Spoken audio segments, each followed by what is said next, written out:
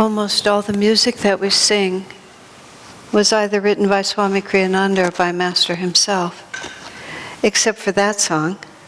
And there's a few others, but that song was written by a devotee named Mukti, who was part of Ananda in the very early years. She wrote it early.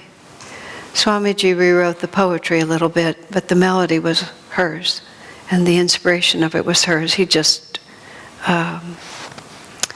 as he put it, he articulated more clearly what she was trying to say, but the chorus and everything. And it was very interesting because she subsequently, she's remained deeply devoted to Master, but she went on from Ananda to live in other places in other ways. And Swami remarked just so seriously, she got very, very good karma for writing that song. Which is just sort of just an interesting thought, because so many people have been inspired, and the force of it, the original inspiration of it, came through her. I was just trying to think about how many things that happen in this world, we have no idea what's actually really going on.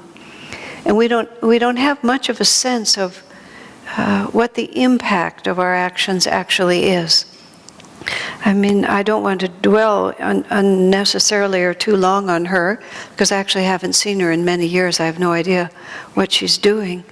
But that, leaving that song, and I know at least one person, and probably more, who came onto the spiritual path or came to Ananda from hearing that song, because it just said something to them.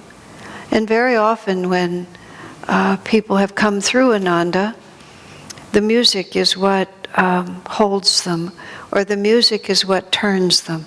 Swamiji made the statement that the music that he's composed, that's come through him, is how he calls it. He used the phrase, it's a new consciousness that has come as music. And I was sharing, and forgive me, I don't remember the context, so some of you may have heard this recently. I read a novel that was an old novel. It's called The House of Fulfillment. It was written by a woman who wrote under several pseudonyms. And it was just a novel about spiritual life. It's a beautiful novel. It's about 100 years old, I think. It's very old. And it had English people going to India and meeting gurus and, that kind of thing. And the heroine of the novel, but there's truth in novels, Swami actually suggested to me that I should write a novel, because he said the world is changed more often by a novel than by anything else. Which is actually interesting. Uncle Tom's Cabin comes to mind, which helped end slavery. Because sometimes, and when Swami wrote The Time Tunnel, he wrote 2 novels, that was one. And in The Time Tunnel, these young boys go forward and backwards in time through the time tunnel. And Swami could just say whatever he wanted to say. And I said, this is so great, because in a novel, your intuition is freed from the necessity to build rational bridges. You can just state.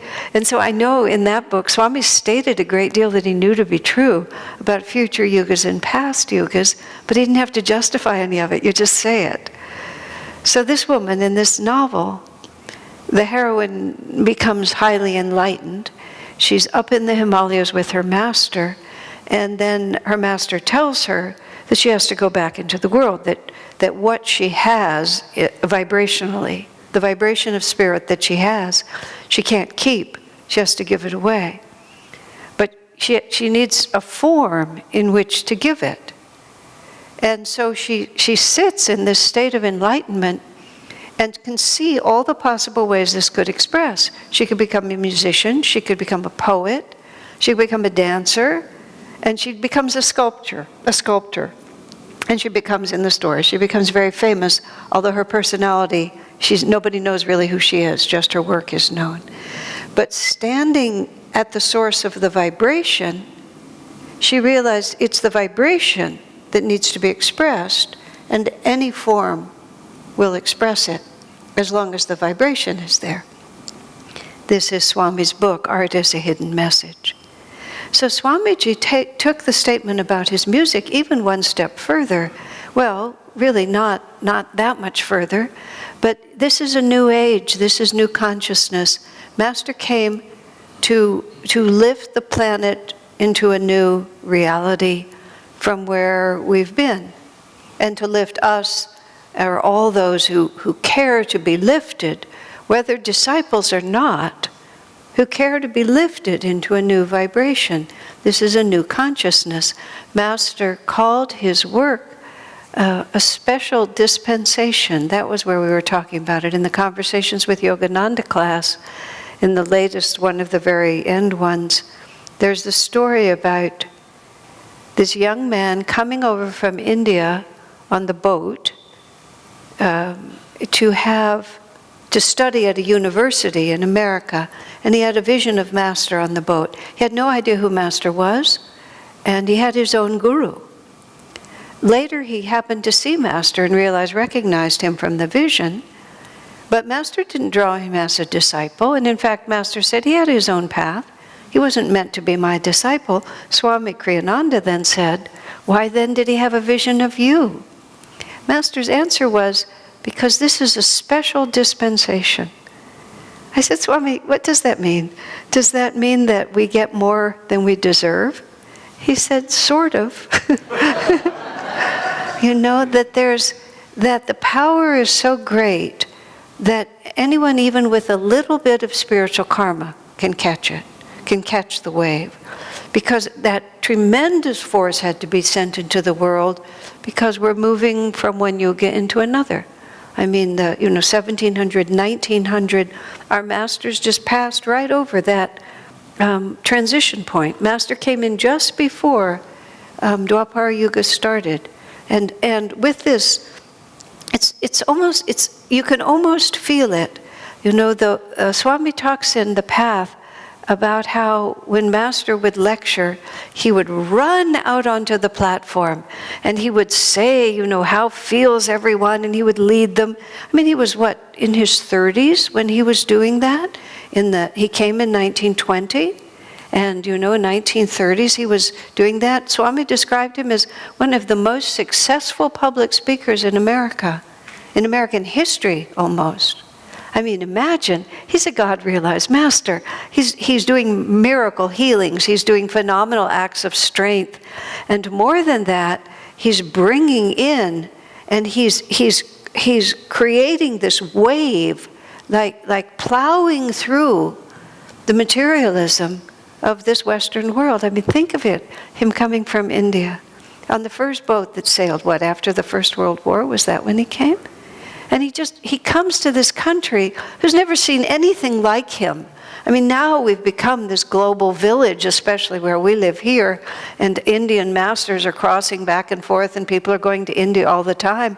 But when Master arrived, he was a phenomenon like no one had ever seen before. And of course, he would be a phenomenon like no one has ever seen, even if there's a whole platoon of Indian teachers, because, of course, of who he was. And he would rush out onto the platform and demand of everyone that they wake up and join him. In the end, a handful did. Thousands came to see him, and to marvel at what they were seeing, and undoubtedly to talk about what had happened. And who knows how many of them, over many years, many incarnations. The power of that single contact will gradually penetrate. That was Edgar Casey's statement about people who saw Jesus 2,000 years later. Everything else that happened in their incarnations was defined by that contact with Jesus. Think about the thousands of people in America who saw Master rush out onto that stage. Think about the auditoriums that were enlivened by his consciousness. Master said that anywhere a master goes, his vibrations live forever. And he crisscrossed the country, Master did, just going everywhere. What was he doing? What was he thinking?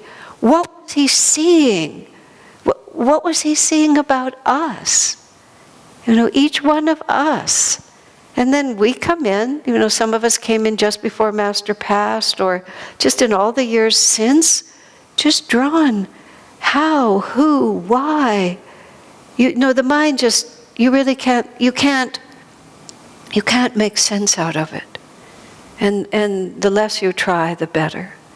It's a magnetic pulse of energy. It's the Om vibration. It's the Gayatri mantra. It's a new consciousness that comes in all sorts of ways, and through the eyes of the Master, and through the eyes of those that the Master has touched. And then we're just living our lives, many of us in a state of desperate confusion, certainly speaking for myself, just a quiet desperation, as Thoreau called it, because it was just too much trouble to make trouble. But just, I think of myself before I met Swami. I participated in life. I appeared to be someone. But I always felt that I was standing against the wall, looking at the room, thinking, what is going on here? Just like the only thing I really enjoyed, I guess actually, was fantasy, which is I enjoyed theater. I enjoyed being somebody else. Just having the opportunity to be somebody else and then act out their world, because then I didn't have to think about mine. That got kind of scary for me, though, after I left school and I was in community theater, because I played the part, what was it? The Crucible. And there was a young girl who accuses people of witchcraft and stuff like that. It's a pretty icky role when you actually really think about it. It was juicy from the idea of being an actor, but and I remember rehearsing it and just sitting there in a perfectly normal way, and then shrieking and yelling and accusing and crying and all these things, which I did perfectly comfortably. It scared me to death. It's like, who am I? What am I?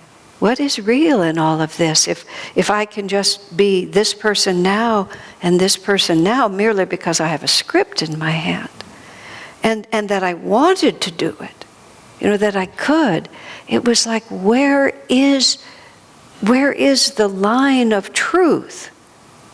And that was what was so confusing about life. Just like, where is the line of truth? Everybody has an opinion. Everybody wants you to do what they're doing. But where is the overarching? Whenever Swamiji is asked or has had the opportunity at the end of his life, do I need a guru? What is a guru? He would always tell the same story. He would say, I reached the point in my life where I realized that I needed to change and I couldn't do it myself. And there's this word, surrender. There's these words, discipleship, really receiving, offering, being guided, all these different ways that we think about it. But it all begins when we hit the limit of who I am, of what I can do and how I can function. And only when we've fallen off that cliff of knowing that it's not going to work out without help, does that help come. And then the rest of our lives, once we are drawn to that, even doesn't have to be in the form of your actual guru, but into the quest for truth, the serious quest for truth, the serious quest that says, I will actually put out effort and I will actually change. I will not merely lament. My brief college career, the distinguishing feature I realized between me and all my women colleagues as in college, freshmen, not all of them, but almost all of them, is that we were all unhappy, but I was willing to change. And most everyone else I met wanted others to change. And I was astute enough even then to see that that was not going to work. But then how? And then I found out how, which was self-realization. But then there was even a bigger how is it going to work? And what happened when Swami Kriyananda walked into the room was that I saw it exemplified. It was like I knew it was possible to actually be very different. But it was the first time I saw someone who was really different. Swamiji talks about reading Autobiography of a Yogi, being drawn to that book. You all have heard him, many of you have heard him tell that story himself. Just seeing Master's picture and seeing those eyes, and it's a new consciousness that comes in the form of a person that manifests into the world through a human body. But it's not the human body. It's the vibration of consciousness coming through that human body, through those eyes, and it becomes personal. It just becomes personal. All of a sudden, this isn't an abstraction. This isn't a movement. This isn't a religion. This isn't a dogma. This is personal. This is between me and him, or me and God, or me and Divine Mother. But it's personal. There only needs to be one in the world for that to happen. Swamiji added to our Festival of Light at a certain point about it's not only Jesus and Krishna, God loves us all equally. Not only Jesus and Krishna and great saints everywhere, but even in essence those on earth who have sinned most greatly. You know, every time I read that, which of course I read it very often, those on earth who have sinned most greatly, I think, who is he talking about? You know, it's like he makes it as strong as he can make it. Those who have sinned most greatly. But, well, that's me. If not in this lifetime, in some other lifetime. We never get to the point where we're done with this world until we've tried everything. What I've been calling recently, we have to test out every alternate theory of happiness. Every single one of them. You know, and a lot of them are sinning most greatly because those are very attractive. The potential for power or pleasure or whatever it might be. Sinning is just ignorance. But there has to be a great level of ignorance and a great commitment to trying it out before we realize it's not going to work. And the only reason we know it is because we've experienced it. Nobody takes anybody's word for it, really. We might be polite. We might be frightened enough. But underneath it, we never believe it till we actually experience it, do we? And so we have sinned most greatly and suffered as a consequence of it. And then we've suddenly the ego gets broken. That's really all that happens. The ego just gets really broken. And we just are at that point where help, and we really mean it. And then God really answers, and then all of a sudden there's a light beam of truth. And it's just a laser line. And the more we stand in it, the more sensitive we become to when we've moved off it. And that's what life becomes. Life becomes walking it, accidentally moving off of it, realizing that we're off of it, searching desperately, finding it again, whether it's 70 times a day or long years. You know, we have good decades. And then you have an astrological period that was 18 years, and then it shifts. And you discover that you're not who you thought you were. I mean, all these things happen, but that line never changes. And once you know it's there, then really salvation is assured. That's a very startling thing to think about. It's really assured because now we actually know. Now we actually know what true happiness is. And even if we've only known it for a split second, the soul never forgets. You know, being in Israel as I was so much in the last, 14 months or so, just seeing that life of Jesus, and in the position I was, constantly explaining it over the course of almost 30 days. just retelling it and retelling it and reliving it and living through what those disciples went through and how they didn't expect him to be arrested, and they certainly didn't expect him to be crucified. And then, my goodness, he just came back. And he didn't just sort of show up once, but for 40 days, he just kept being there. And in so many of the biblical accounts, he fries fish. He fries fish and shares bread. But what they're trying to say to you was that he was just there. They saw him die. They laid his body into a tomb. And then, guess what? Be of good cheer. I have conquered this world. And how that thread, which is Jesus, it's not just like a wisp of his consciousness. It's him. St. Francis would see Jesus. Jesus would come and sit on the altar of the temple. They would chat. St. Teresa of Avila, Jesus would just come and be with her in her cell. This is not just a dim theory. This is the Master comes and goes as easily as we walk in and out of any other room. And he comes when he's called. He who says the name of Babaji attracts to himself an instant blessing. We have no idea. And this goes back to Mukti writes this beautiful song that we all sing. And this constant blessing accrues to her every time we sing that. There's a thread of, an interwoven thread of light. And every time we pull on that, it illuminates somewhere in her destiny. And her life will be opened up and made freer and made more beautiful. Her debts will be paid by the good karma that she had for being in tune enough to hear that song. Now, we're not all songwriters, we're not all those kinds of people. But every one of us, our debts will be paid if we simply turn to the light.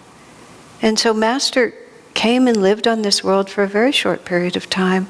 I was reflecting on something that I'd never really considered before, which is Swamiji wasn't quite 26 when Master died.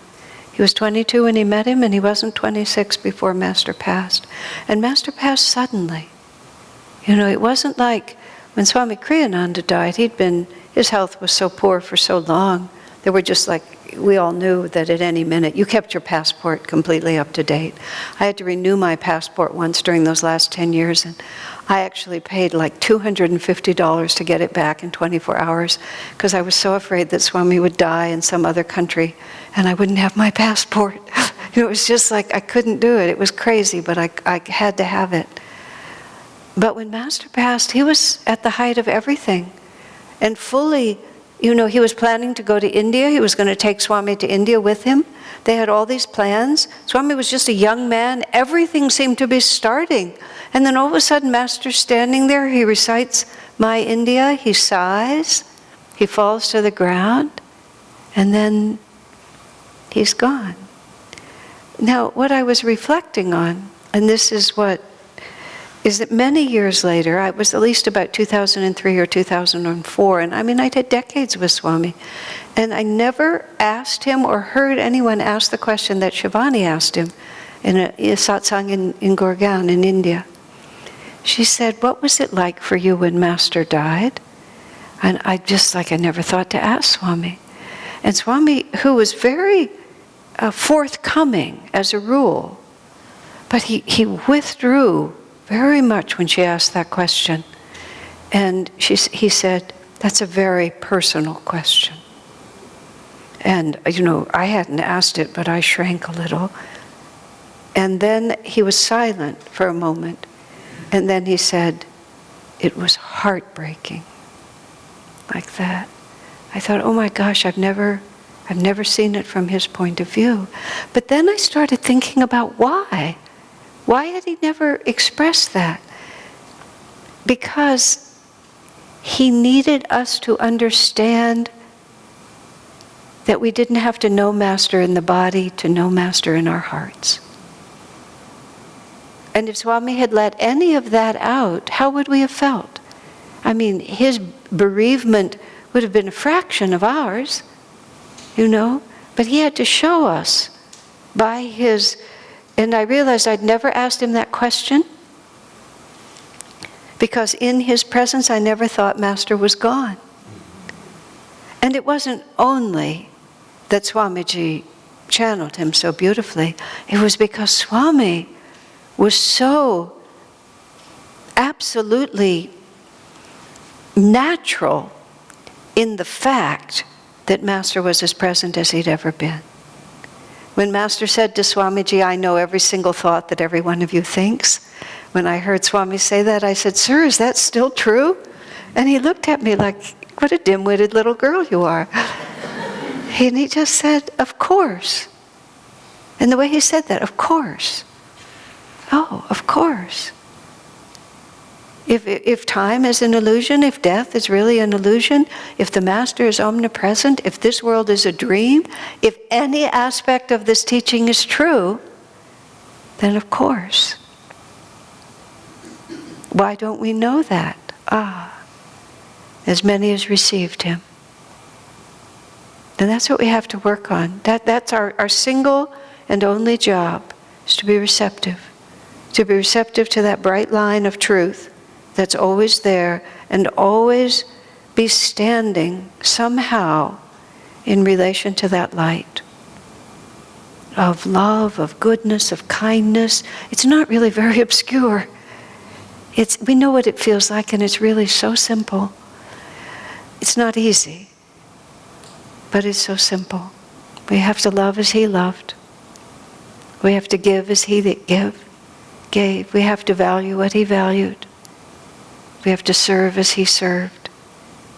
And then, everything we long for, if not today, it will come tomorrow, and if not tomorrow, the day after. Because we're earning very, very good karma. And everything we do in any effort to love and to give in the name of God is returned to us 1,000-fold. There's this wonderful line translated in the Bible where Jesus says, the world will, actually I think he says despise you, some really strong word. Swamiji was rewriting Walk Like a Man at one point, that song, and go on alone. And then he wrote in for a while, let them despise you, but go on alone. I said, sir, I said lots of things that were really dumb. I said, sir, it's kind of hard to let them despise you, go on alone. It's like, it doesn't go very far. And he looked at me so serious, though. Very serious. He said, they will. Oh my gosh, I've never forgotten that. He did finally change the word back because it was just terrible. But I never forgot that. But they will. Meaning, where does your comfort come from? Are you going to walk the bright line of truth, or are you going to look for comfort outside yourselves? But in the Bible, Jesus says something about how the world will hate you. That's what it says. The world, because you're my disciples, the world will hate you. But then Jesus says, but be of good cheer, I have conquered the world. And that's the message of all the masters. Be of good cheer, whatever it might be. Because through their power, they have and we will conquer everything that holds us away from the light.